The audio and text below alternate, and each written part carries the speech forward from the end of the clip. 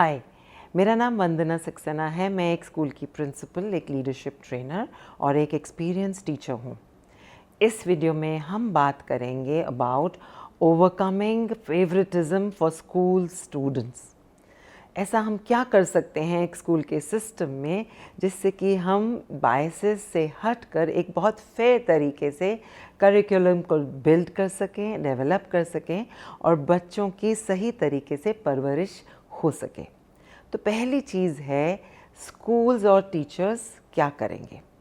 Schools में training sessions होने चाहिए about educating teachers and students about biases, fair practices, objective way में grading होना और इस बारे में ज़रूर कॉन्वर्सेशन होनी चाहिए, चाहे वो जितनी ही भी सेंसिटिव हो, कि we as human beings unless हम लोग ऑब्जेक्टिव होंगे, हम एक माइंड सेट से चलने की हमारी एक टेंडेंसी होती है।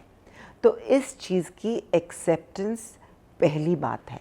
And conversations about how this bias can be removed must happen, और इसके ऊपर बच्चों की भी और टीचर्स की भी ट्रेनिंग चलती रहनी चाहिए। The second thing that schools can do is to establish reporting mechanism and regular monitoring.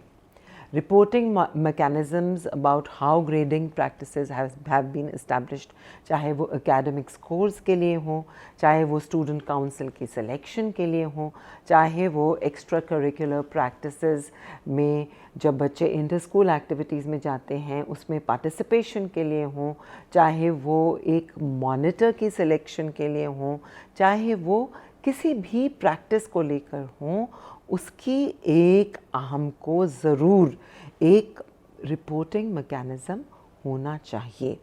Set practices होने चाहिए, जो एक standard operating procedure that has to be tweaked from time to time. Then the second thing about is कि regular monitoring of that reporting mechanism has to be done. क्योंकि जब हम अपनी practices को ध्यान से देखेंगे, only then we can know how these practices can be constantly refined. And all practices which emerge as fair practices need regular monitoring. So schools का तो हो गया ये दो तरफा रोल। अब स्टूडेंट्स का भी इसमें रोल निकल कर आता है। They have to be aware of their right that the school practices should be fair to them. At the end of the day, every child wants to be seen, heard and valued. That is their right, and schools do have an intention of making that true. कभी कभी अगर कोई बच्चा miss हो रहा है तो then student voice has to be raised. लेकिन student voice को raise करने के अलग अलग तरीके होते हैं। If as a child बच्चों को awareness है कि उनके किसी peer group में या किसी के साथ कुछ एक bias की वजह से वो बच्चे के साथ कुछ favoritism निकल कर आ रहा है, then student can work through student support networks, जहाँ पर वो एक दूसरे को emotional support प्रोवाइड कर सकते हैं। Together they can build a constructive way of communicating to the school authorities और टीचर्स के that child is feeling singled out. And दूसरा तरीका बच्चों के लिए एक शॉर्ट तरीका होता है leading by example.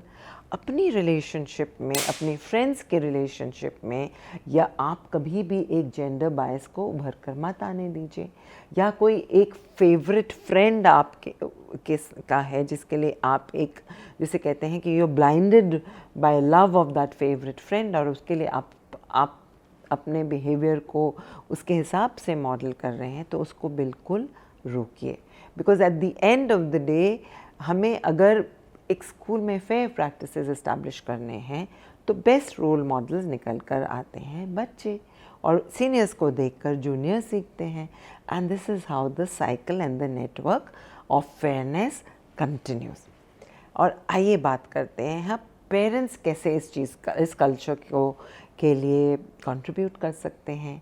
Parents can collaborate constructively with educators. एक ओपन डायलॉग आपस में कीजिए। कभी कभी एज पेरेंट्स हमें महसूस होता है कि हमारे बच्चे को एक पर्टिकुलर रोल के लिए सेलेक्ट नहीं किया गया।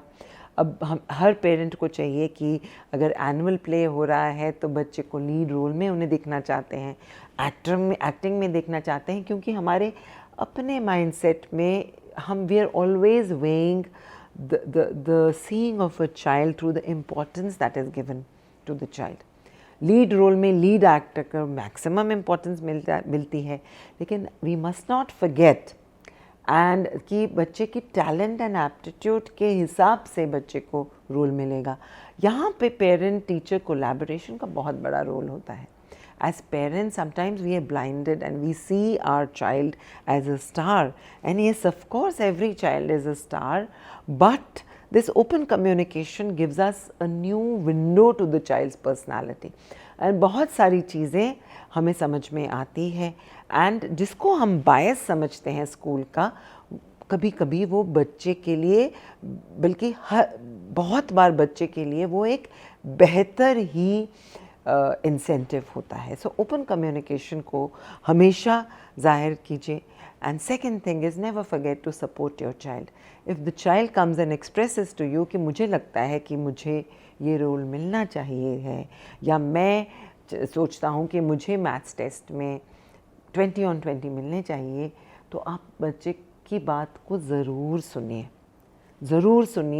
and logically, step by step, see it in an objective manner and be that communication. If the child is hesitating to talk to the teacher, आप वो communication आप उसको bridge कर सकते हैं, because at the end of the day, no school system wants to be promoting favoritism for any particular section of students. ये school की कभी भी इंटेंशन नहीं होती है। बट अगर तीनों stakeholders, parents, students and teachers school के साथ मिल जाएं, we can overcome and we can bring in a sense of fairness in the curriculum which will influence the child in the positive direction. और कोई भी ऐसा barrier child के mind में कभी क्रिएट नहीं होगा जो आगे जाके बच्चे की डेवलपमेंट में एक hindrance बन सकता है. So join hands together to create that fair sense of justice that is the right for every child in a school system.